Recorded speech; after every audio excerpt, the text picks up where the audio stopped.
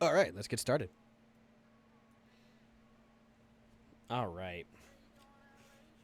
So, we're going to be starting with the first book of Halo called Halo the Fall of Reach by Eric Nyland. So, this is the very first book in the series by far.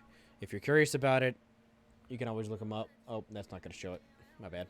I forgot my green screen's going to take that away. All right.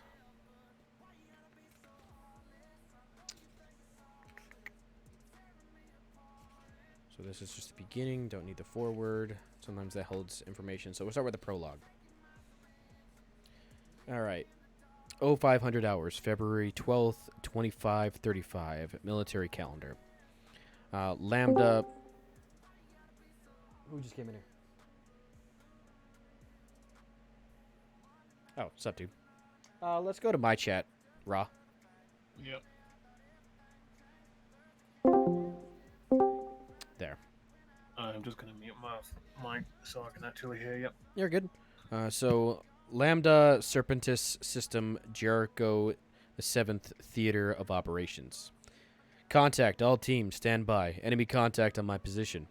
The chief knew there were probably more than 100 of them. Motion sensors were off the scale. He wanted to see them for himself, though his training made that lesson clear. Machines break, eyes don't. The 4 Spartans that composed the blue team covered his back, standing and absolutely silent and immobile in their Mjolnir combat armor. Someone had once commented that they looked like Greek war gods in the armor, but his Spartan was far more effective and ruthless than Homer's gods had ever been. He snaked the fiber optic probe up and over the 3-meter high stone ridge. Let me stop the music. Hold on. There we go. When it was in place, the chief linked it to its helmet's heads-up display.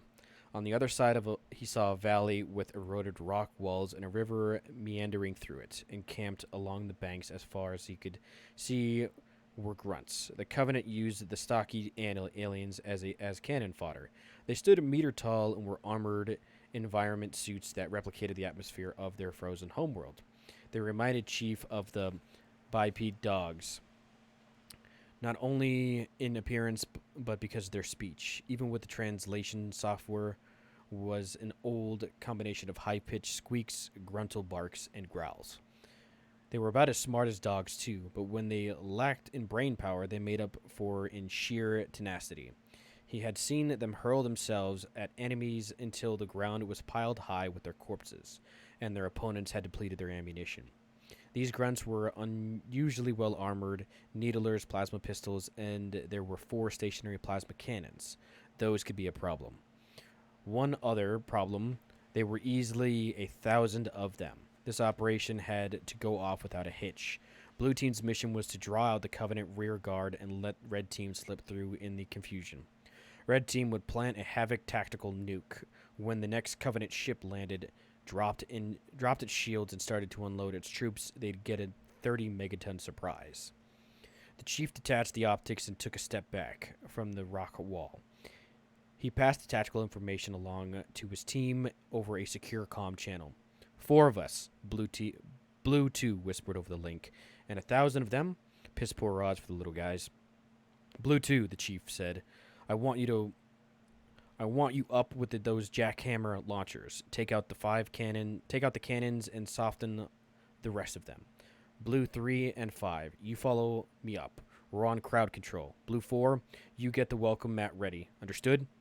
4 blue lights winked in his heads-up display as his team acknowledged the orders. On my mark. The chief crouched and relayed himself. Mark. Blue 2 leaped gracefully atop the ridge, 3 meters straight up. There was no sound as the half-ton Mjolnir armor of the Spartan landed on the limestone. She hefted 1 launcher and ran along the ridge. She was the fastest Spartan on the chief's team. He was confident those grunts wouldn't be able to track her for the 3 seconds she would be exposed.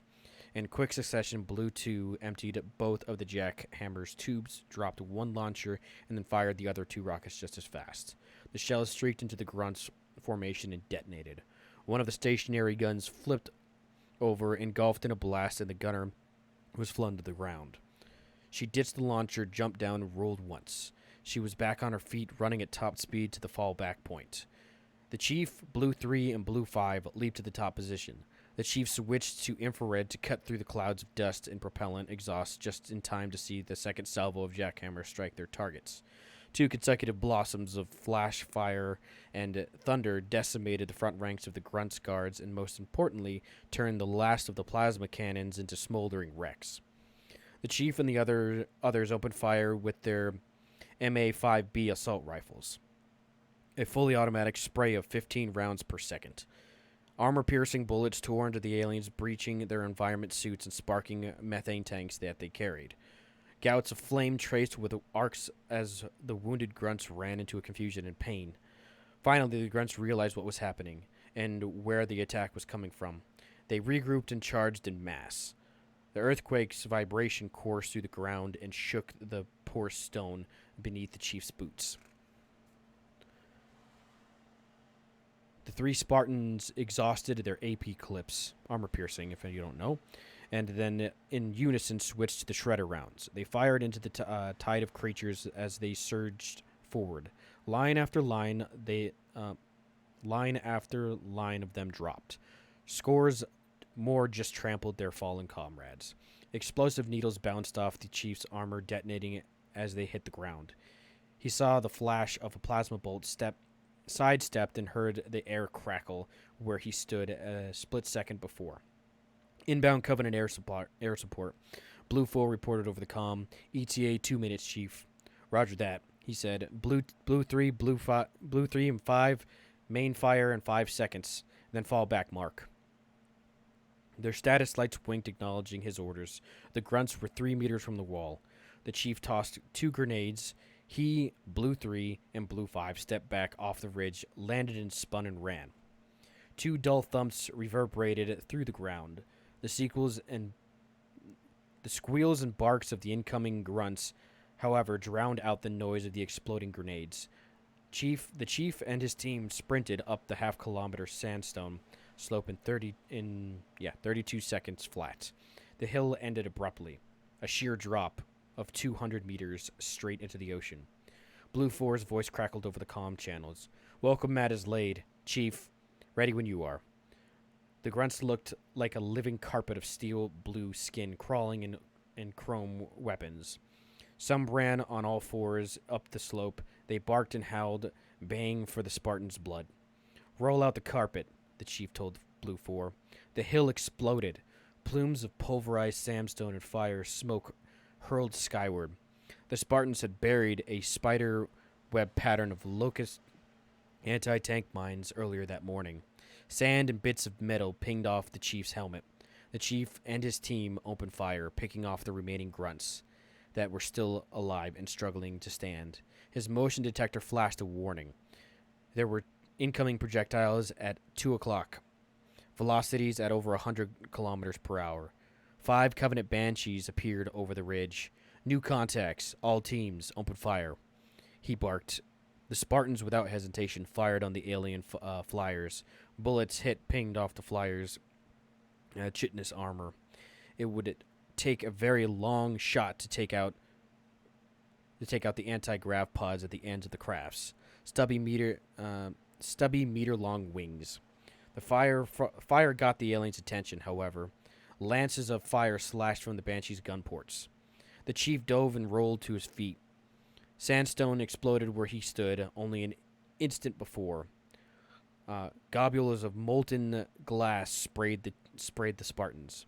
The Banshees screamed over their heads, then banked sharply for another pass. Blue 3, Blue 5, Theta maneuver, the Chief called out.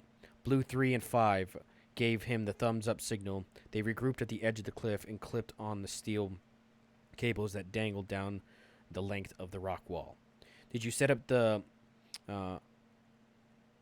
foul gases with the fire shrapnel? The Chief asked.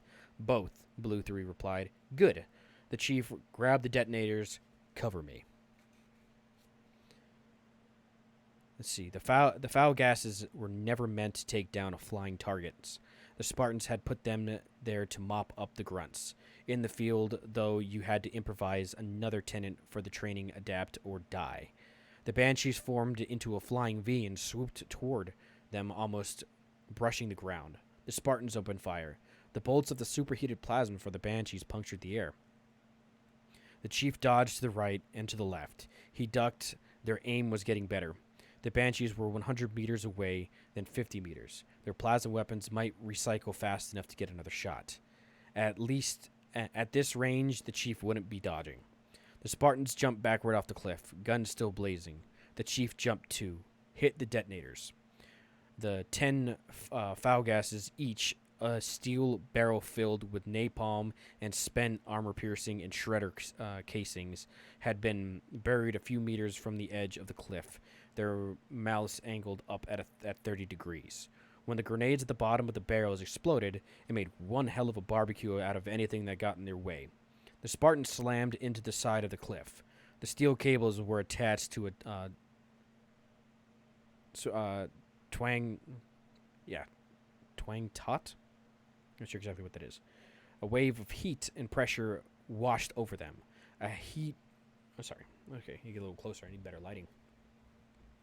A wave of heat and pressure washed over them. A heartbeat later, 5 flaming banshees hurled over their heads, leaving thick trails of black smoke as they arced into the water. They splashed down, then vanished beneath the emerald waves. The Spartans hung there a moment, waiting and watching as their assault rifles trained on the water. No survivors. They repelled down to the beach rendezvous with Blue 2 and Blue 4. Red. Team reports mission objective achieved. Chief, Blue 2 said they send their compliments. It's hardly going to balance the scales, Blue 3 muttered and kicked the sand. Not like those grunts when they were slaughtered the 105th drop jet platoon. They should suffer just as those guys did. The chief had nothing to say. It wasn't his job to make things suffer. He was there to win battles, whatever it took. Blue 2, said the chief. Get me an uplink. Aye, aye. She patched into the SATCOM system. Mission accomplished, Captain DeBlanc, the chief reported. Enemy neutralized. Excellent news, the captain said. He sighed and added, but we're pulling you out, Chief. We're getting warmed up down here, sir. Well, it's different story up here. Move out, pick up ASAP. Understood, sir. The chief killed the uplink. He told his team, the party's over, Spartans. Dust off in 15. They jogged double quick up the 10 kilometers of the beach and returned to the dropship. A pelican scuffed and dented from 3 days of hard fighting. They boarded in the ship's engines whined to life. Blue 2 took off her helmet and scratched the stubble of brown hair. It's a shame to leave this place, she said, and leaned against the porthole. There are so few left. The chief stood by and glanced out as they lifted into the air. There were wide rolling plains of palm grass, the green expanse of ocean, and wispy band of clouds in the sky, and setting red suns. There will be other places to fight, he said. Will there? She whispered. The pelican ascended rapidly through the atmosphere. The sky darkened as soon as only the stars surrounded them. In orbit, there were dozens of freight destroyers and 2 massive carriers. Every ship had carbon scoring and holes, peppering their holes. Excuse me. Lost my spot. They were all maneuvering to break orbit. They docked in the port bay of the UNSC destroyer Resolute. Despite being surrounded by 2 meters of titanium, a bottom plate, and an array of modern weapons, the chief preferred to have his feet on the ground, with real gravity, the real atmosphere to breathe, a place where he was in control and where his life wasn't held in the hands of anonymous pilots. A ship just wasn't home. The battlefield was. Chief's fucking badass. The chief rode the elevator to the bridge to make his report, taking advantage of the momentary respite to read Red Team's after-action report in his display. As predicted, the Spartans of Red, Blue, and Green teams, augmenting 3 divisions of battle-hardened UNSC Marines, had stalled a Covenant ground advance. Casualty figures were still coming in, But on the ground, at least, the alien forces had been completely stonewalled. A moment later, the lift doors parted and stepped onto the rubberized deck. He snapped a crisp salute to the Captain DeBlanc. "Sir, reporting as ordered." The junior bridge officers took a step back from the chief. They weren't used to seeing a Spartan in full Mjolnir armor up close. Most line troops had never even seen a Spartan. The ghostly, iridescent green of the armor plates and the matte black layers underneath made him look part gladiator, part machine. Or perhaps the bridge crews had looked, or perhaps to the bridge crews he looked as an alien as the Covenant. The view screens showed stars in Jericho 7's 4 silver moons. At extreme range, a small constellation of stars drifted closer.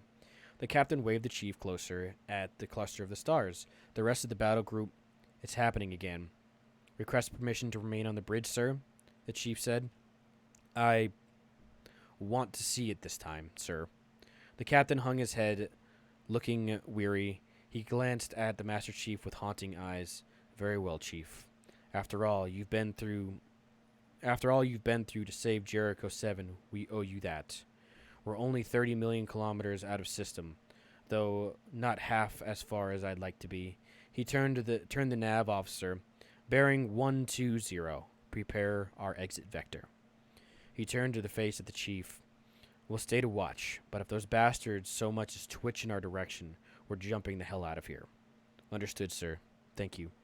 Resolute's engines rumbled, and the ship moved off. 36 Covenant ships, big ones, destroyers, and cruisers, winked into view into the system. They were sleek, looking more like sharks than starcraft. Their lateral lines brightened with plasma, then discharged and rained fire down upon Jericho 7. The chief watched for an hour and didn't move a muscle. The planets, lakes, and rivers and oceans vaporized. By tomorrow, the atmosphere will boil away. Fields and forests were glassy smooth, glowing red-hot in patches. Where there had once been a paradise, only hell remained. Making ready to jump clear of the system, the captain ordered. The chief continued to watch, his face grim. There had been 10 years of this, the vast network of human colonies, whittled down to a handful of strongholds and merciless, implacable enemy. The chief had killed the enemy on the ground, shot them, stabbed them, and broken them with his own 2 hands. On the ground, the Spartans always won. The problem was, Spartans couldn't take their fight into space.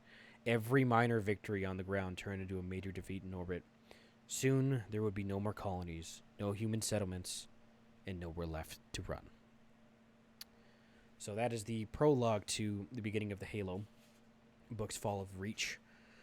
As that kind of goes through, I explained this a little bit earlier, it talks about what the Covenant would do. Even though the Spartans won on the ground and did everything they possibly could, they lost a lot of men, but the one thing that the Spartans can't do is stop a ship from glassing the planet.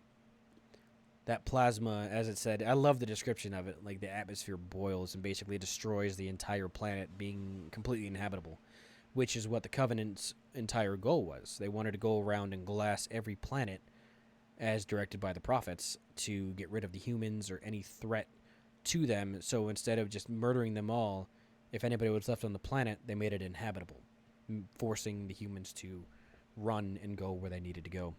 So it's scary. It's scary kind of what they have to go through on that, because they were losing literally everything. The human race was just dwindling thanks to the Covenant. They were so far outmatched. But that is the prologue to it. Let's see. How many pages is this? 1, 4, 5. Okay, I'm gonna go through. So this is chapter 1 that we're gonna go into. I'm gonna do one chapter only tonight, since I don't want to ruin my voice. But let's go through. All right, I got my water ready. I need a little bit more light. Oh, I guess I can move, considering you guys don't need to pay attention to me to pay attention to actually what I'm reading. Chapter 1. 0430 hours, August 17th, 2517. Military calendar. Slipstream space. Unknown coordinates. near Eridanus star system. So this is years earlier from what I just really read in the prologue. Lieutenant Junior grad Jacob Keyes awoke. That name sound familiar? Dull red light filled his blurry vision, and he choked on the slime in his lungs and his throat. Sit up, Lieutenant Keyes, a disembodied male voice said. Sit. Take a deep breath and cough, sir. You need to clear the bronchial surfactant. Sorry. Lieutenant Keyes pushed himself, peeling back his... getting tongue-tied here.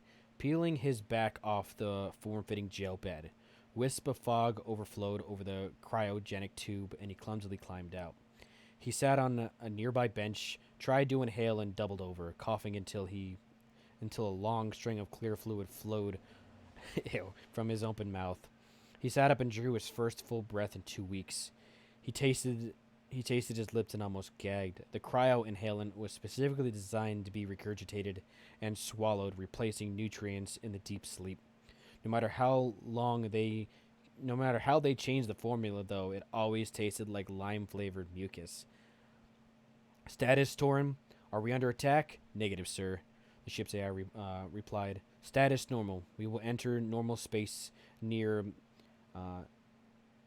Eridanus system in 45 minutes. So that's how they traveled through space, kind of. So they didn't necessarily freeze themselves, but that way they could stay asleep during that time. The cryogenic chambers. Lieutenant Keyes coughed again. Good. Thank you, Torn. You're welcome, Lieutenant.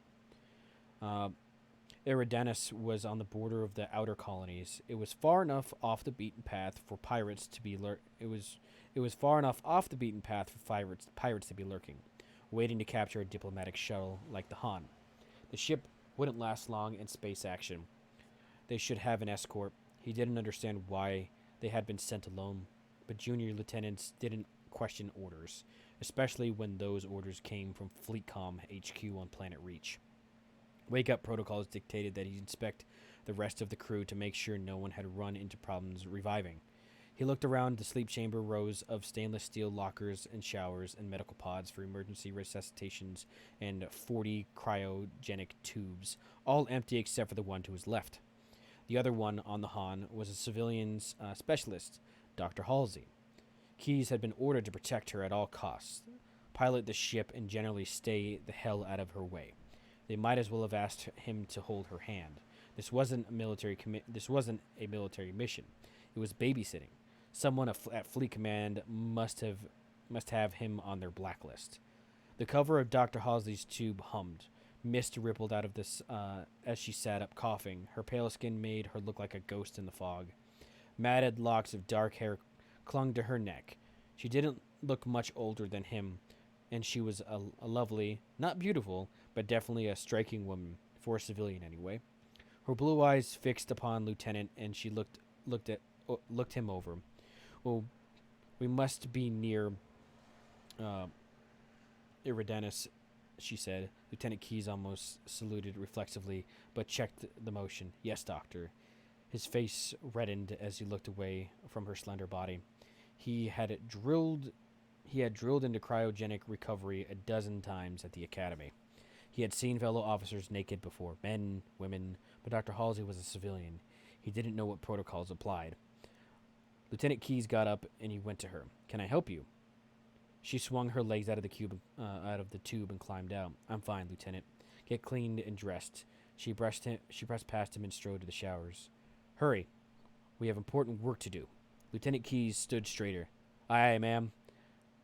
With that brief encounter, their roles and the rules of conduct crystallized. Civilian or not, like it or not, Lieutenant Keyes understood that Dr. Halsey was in charge.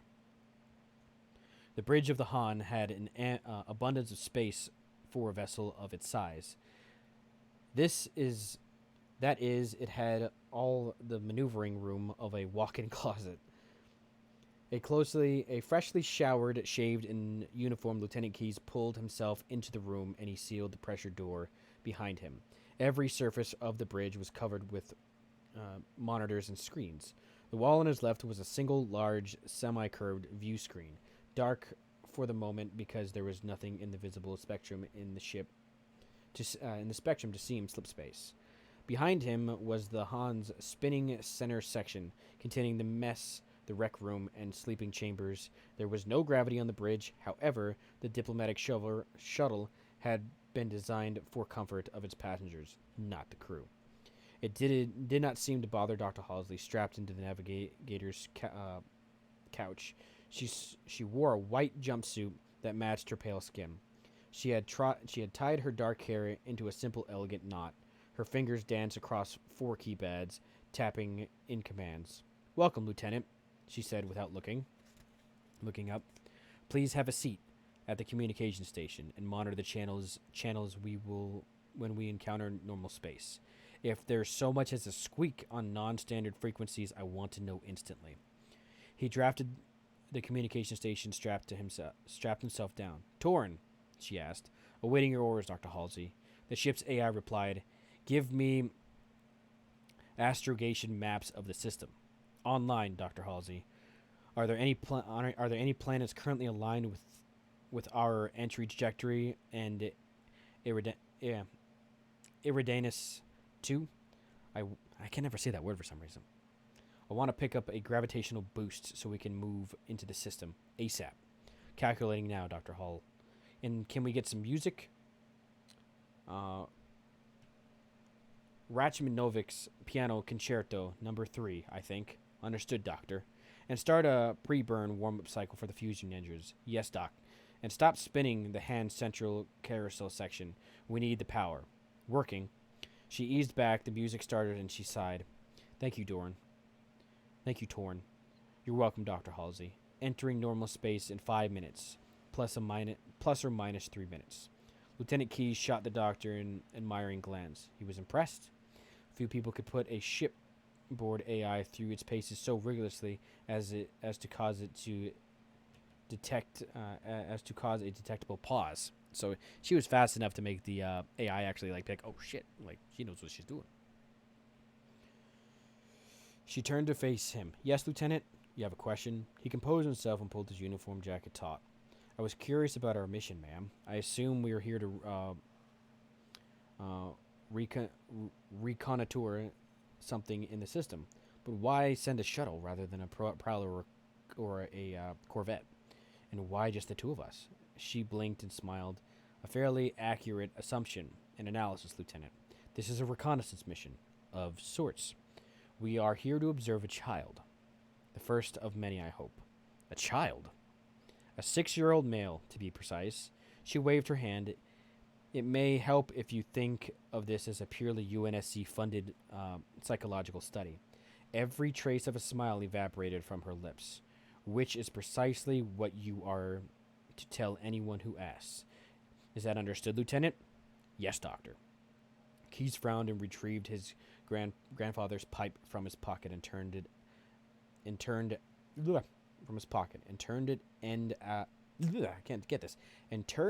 over end. There we go. He couldn't smoke the thing. Igniting a combustible on the flight deck was against every major regulation on the UNSC space vehicle.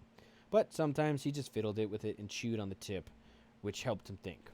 He stuck it back into his pocket. Oh, that's what I'm hearing.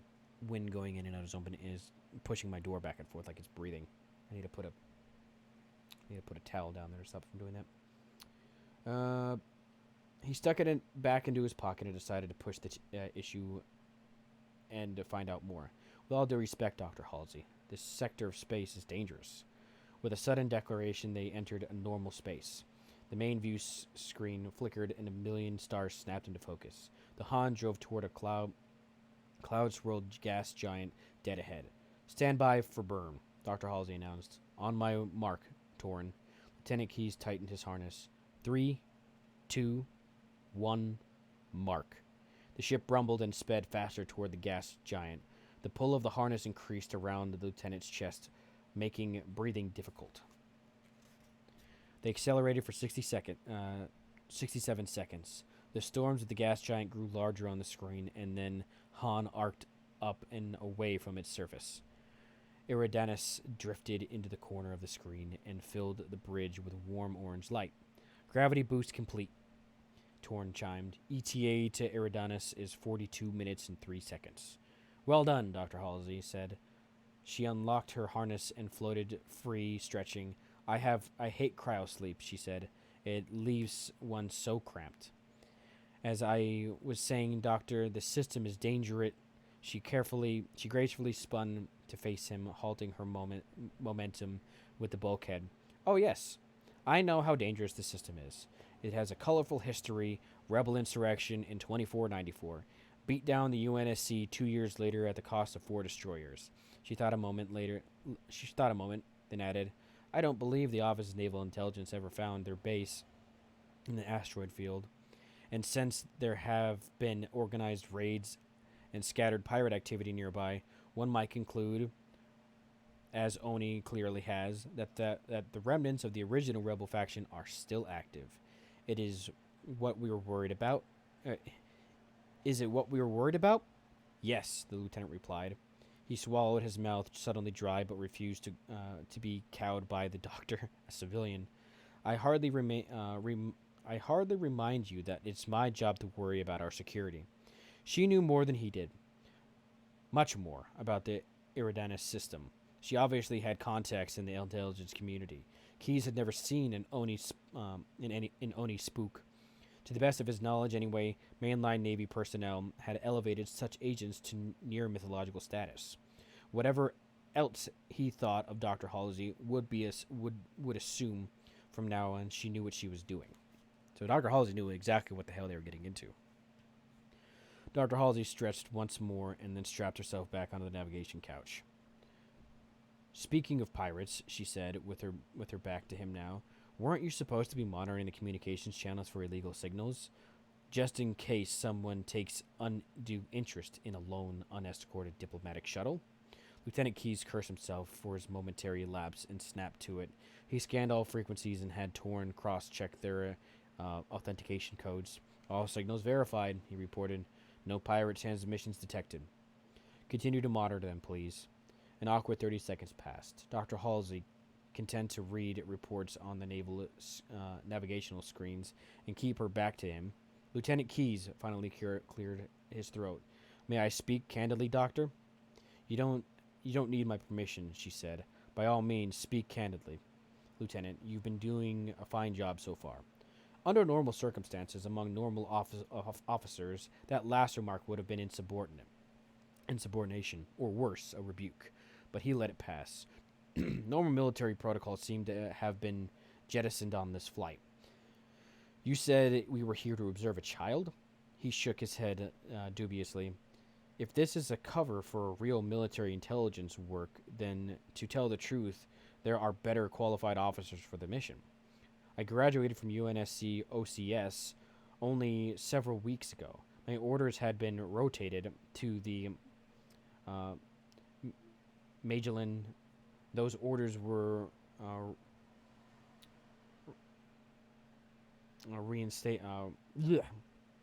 reincited, ma'am.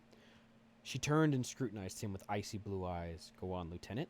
He reached for his pipe and then checked the monitor and checked the motion. She would probably think it is a silly habit. Yeah, grab the page. There we go. If this is an intel op, he said, then I don't understand why I'm here. She leaned forward. Then, Lieutenant, I shall be equally candid. Something deep inside Lieutenant Keyes told him he would regret hearing whatever Halsey had to say. He ignored the feeling he wanted to know the truth. Go ahead, Doctor. Her slight smile returned. You are here because Vice Admiral Stanford, head of the section of the 3 UNSC Military Intelligence Division, refused to lend me this shuttle without at least one UNSC officer aboard, even though he knows damn well I can pilot this bucket by myself. So I picked one UNSC officer. You. She tapped her lower lips thoughtfully and added, You see, I read your file, Lieutenant. All of it. I don't know. You do. You do know what I'm talking about. She rolled her eyes. You don't lie well. Don't insult me by trying again. Lieutenant Keyes swallowed. Then why me? Especially if you've seen my record. I choose you precisely because of your record. Because of the incident you had your second year at OCS. 14 ensigns killed. You were wounded and spent 2 months in rehabilitation. Plasma burns are particularly painful, I understand. He rubbed his hands together. Yes. Lieutenant responded. The lieutenant responsible was your CO.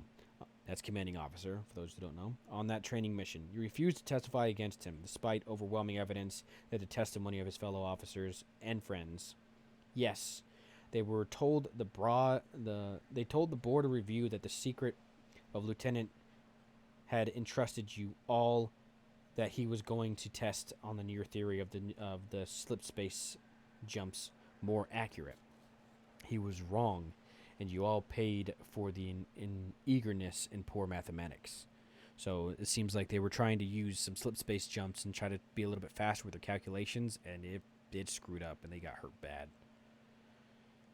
Lieutenant Key studied his hands and had the feeling of falling inward. Dr. Hazley's voice sounded distant. Yes. Despite continuing pressure, you never testified. They threatened to demote you. Charge you with insubordination, refusing a direct order. Even discharge you from the Navy. Your fellow officer candidates testified, though. The review board had all the evidence they needed to court-martial your CO. They put you on the report, dropped all further disciplinary actions. He said nothing. His head hung low. This is why you are here, Lieutenant, because you have the ability that is exceedingly rare in military. You can keep a secret. She drew a long breath and added, you may have to keep many secrets after this mission is over. He glanced up. There was a strange look in her eyes. Pity? That caught him off guard, and he looked away again, but he felt better than he had since OCS. Someone trusted him again. I think, she said, that you would rather be on the is that Magellan? Is that how you say that? Magellan. Yeah. Fighting and dying on the frontier. No, he caught the lie as he said, stopped, then corrected himself. Yes. The UNSC needs every woman and every man and woman patrolling the ocular. Slow down. UNSC needs every man, woman patrolling the outer colonies. Between the raiders and the insurrectionists, it's a wonder it all hasn't fallen apart. Indeed, Lieutenant. Ever since we left Earth's gravity, well, we've been fighting one another for every cubic centimeter of vacuum. From Mars to Jovan moons to the Hydra system massacres and on to 100 brush fire wars in the outer colonies. It has always been on the brink of falling apart. That's why we're here. To observe one child, he said. What difference could one child make? One of his eyebrows arched. This child could be more useful than the UNSC. This child could be more useful to the UNSC than an entire fleet of destroyers, 1,000 junior grad lieutenants, or even me. In the end, the child may be the only thing that makes any difference. Approaching Eridanus 2, Torn informed them. Plot an atmospheric vector for the Luxor spaceport, Dr. Halsey ordered. Lieutenant Keyes, ready to land. So I'm going to stop it right there. So this is basically the beginning of the book. So as we know so far, what they're doing is they're going to a planet to observe, as we know who it is now, is the Spartan known as John 117, otherwise known as Master Chief. And Dr. Halsey knows exactly what's going on. They're going to observe because this is the start of the actual Spartan program. So before any real program has ever come to pass, this is how it started. Real interesting.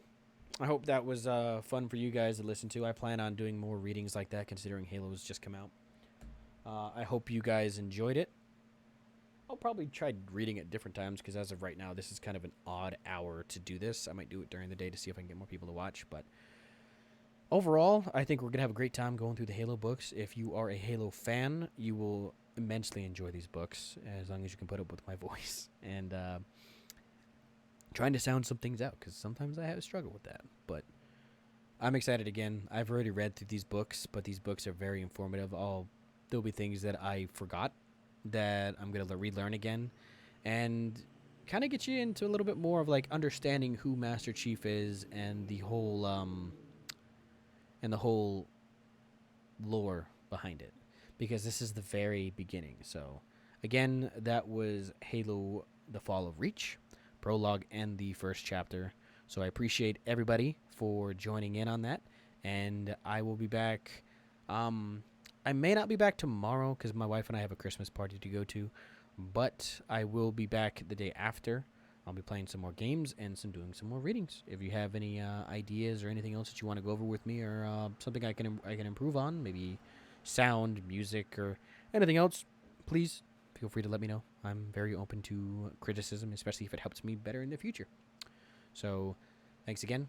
I'll see you all when I get the chance. Just check for when I go live, and have a great morning or night. It's 2:15 here, and always remember, come back to the Rage Cage. Thank you so much for joining. Thank you, Raw. Thank you, Chris. Anybody else that has come by tonight, and any followers, new subscribers I've had. Very much appreciated. I'll see you all later.